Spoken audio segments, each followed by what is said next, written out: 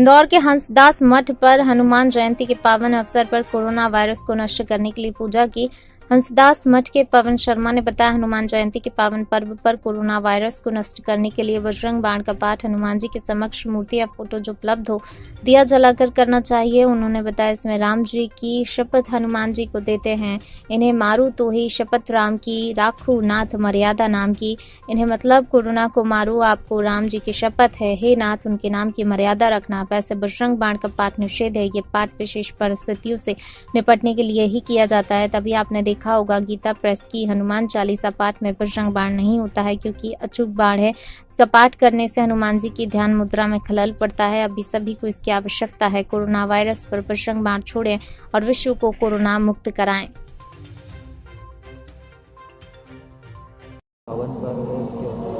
हनुमान जयंती लगातार दूसरे वर्ष कोरोना संक्रमण में मन रही है। सभी मंदिर बंद हैं और हमारे देश के लिए अभी बड़ी संकट की घड़ी है। कोरोना संक्रमण बहुत तेज़ी से फैल रहा है। कितने श्रद्धालु यहाँ आ रहे हैं कि नहीं, आप कैसे पर? श्रद्धालु तो नहीं आ रहे हैं। मंदिर के लोगों ने आज सुबह 6:30 बजे जन्म महोत्सव आरती की और सभी ने सामूहिक रूप से बजरंग बाण का पाठ किया।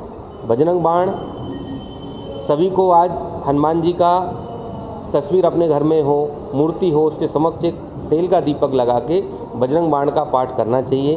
बजरंग बाण ऐसे तो नहीं किया जाता, लेकिन जब बहुत ज़्यादा संकट हमारे ऊपर आ जाता है, जिससे हम समस्या से निदान नहीं कर पाते हैं, तो फिर हनुमान जी को जगाते हैं कि हनुमान जी आपको भगवान श्री राम की शपथ है कि आप उठो और हमको इस समस्या से निदान, उठो उठो चलो तो ये राम दुहाई, पाए पनों कर जोर मनाई। तो यह अपन आग्रह करते हैं भगवान को, राम जी की शपथ देते हैं कि आप हनुमान जी महाराज जागृत हो, हमारे ऊपर जो संकट आया हुआ है उस पर बजरंग बाण चलाओ, आपका बाण चलाओ, तो इस संक्रमण से हम निपट सकें।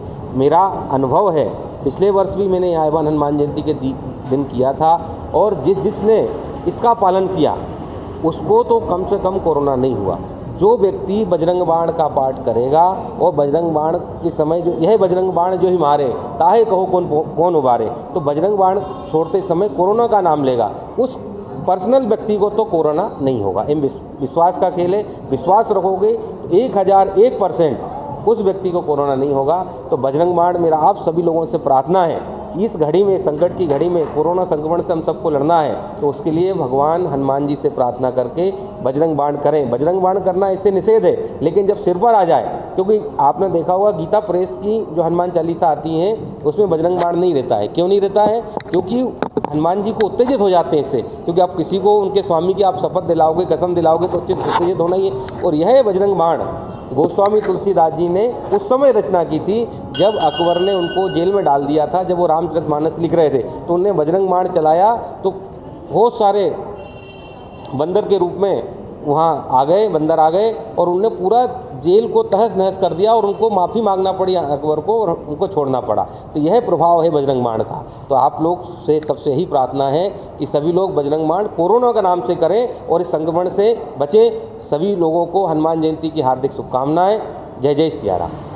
पंडित पवन शर्मा, श्री हंसदास मठ संस्थान, इंदौर।